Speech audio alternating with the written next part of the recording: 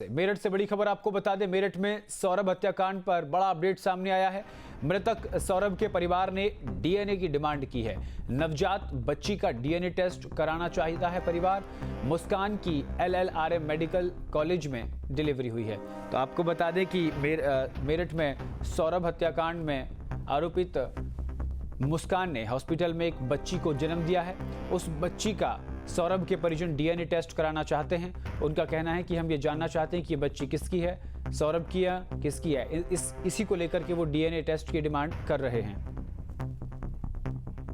मैंने डीएनए की मांग की है और 1% है कि वो सौरभ का निकलता है। अगर सौरभ का निकलता है तो उसको तुरंत हमारे को दे दिया जाए, नहीं तो मुस्कान जो है उसको किसी भी तरह से हानि पहुंचाएगी या भरण पोषण में उसे परेशान करेगी। अगर वो ऐसा कुछ करती है तो उसकी जिम्मेदारी कोर्ट की होगी। तो आपको बता दें कि सौरभ हत्याकांड के बाद मुस्कान को जेल में बंद कर दिया गया, गिरफ्तार कर लिया गया था। मुस्कान ने अपने ही पति की निर्मम अपने प्रेमी के साथ मिलकर हत्या कर दी थी। उस मामले में लगातार अब अपडेट सामने आ रहा है। आपको बता दें कि मृतक सौरभ की पत्नी मुस्कान जो है उसने जो जेल में बंद थी और उसने एक बच्ची को जन्म दिया है। और इसी खबर पर विस्तार से जानकारी के साथ संवाददाता अरुण सागर हमारे साथ जुड़ गए हैं। अरुण, मुस्कान ने एक बच्ची को जन्म दिया है, लेकिन सौरभ के परिजन जो हैं वो मानने को तैयार नहीं। उनका कहना है कि 1% ये कि सौरभ का बच्चा हो, हम डीएनए टेस्ट की मांग करते हैं। जी बिल्कुल गौरव, मैं आपको बताना चाहूंगा कि नीला ड्रम सौरभ हत्याकांड जो है वो देश के चर्चित हत्याकांडों में एक है और ये पहला ऐसा हत्याकांड है जिस हत्याकांड के बाद में जैसे नीले ड्रम की चर्चा होती है तो सीधा नाम जो है वो मुस्कान जुड़ के आता है। मुस्कान ने कल रात एक बच्ची को मेरठ के मेडिकल कॉलेज में जन्म दिया है।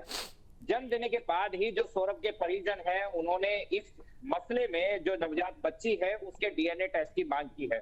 सौरभ के भाई जो राहुल है उनका कहना है कि उन्हें इस बात की पुष्टि के लिए कि ये बच्ची सौरभ की है, इसके लिए उन्हें डीएनए टेस्ट जो है उस बच्ची का कराना होगा और 1% वो ऐसा मानते हैं कि ये बच्ची जो है ये सौरभ की है। उधर जब हमने डॉक्टर्स की टीम से ये बात की है तो उन्होंने बताया कि बिल्कुल पार्टी 1 में बच्ची का ब्लड लिया जाना है और पार्टी 2 में जिससे भी ये मैचिंग करानी है, डीएनए की मैचिंग करानी है, चाहे वो सौरभ का भाई हो या सौरभ की माँ हो या कोई अन्य व्यक्ति हो, जिससे भी वो मैच कराना चाहते हैं उसका ब्लड लेकर लगभग 6 दिन की प्रक्रिया से गुजरने के बाद जो है वो डीएनए का जो परिणाम है वो सामने आएगा। उसमें मैच और इनमैच बताया जाएगा कि जो पार्टी 1 से ब्लड लिया गया है वो पार्टी 2 से ब्लड लिया गया है, दोनों के बीच में मैचिंग या अनमैचिंग कितनी है। जी बिल्कुल।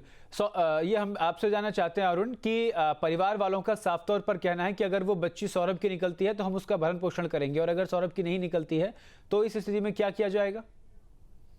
जी बिल्कुल, उनका साफ तौर पर कहना है कि अगर डीएनए मैचिंग में ये बात स्पष्ट हो जाती है कि उस बच्ची का संबंध सौरभ से है तो उस बच्ची को स्वीकार कर लेंगे, लेकिन अगर ये क्लियर हो जाता है कि इस बच्ची का लेना देना उनके परिवार से नहीं है तो कदापि इस बच्ची को स्वीकार नहीं करेंगे। पहले से ही जो मुस्कान की पहली बेटी पीहू है वो मुस्कान के माता पिता के पास है। उसके लिए भी जो सौरभ का परिवार है वो इस बात को काफी बार अर्जी लगा चुका है, काफी बार कह चुका है कि उस बच्ची को उनके माता पिता को दिया जाए, मतलब सौरभ के माता पिता के पास पीहू होनी चाहिए।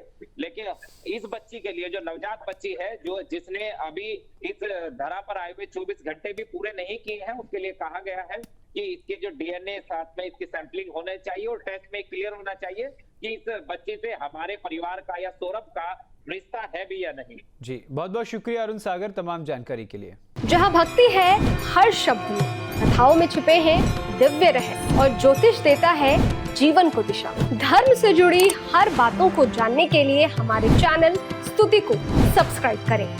चैनल पर जाने के लिए इस लिंक पर क्लिक करें।